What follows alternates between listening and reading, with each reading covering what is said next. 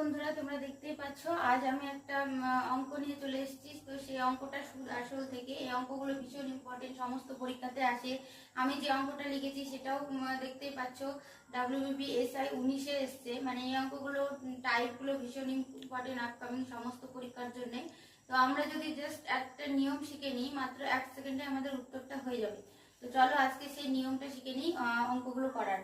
ফার্স্টে কি বলেছে, একটি মূলধন সরল সুদে 4 বছরে দ্বিগুণ হয়, কত বছরে তার নিজে 8 গুণ হবে।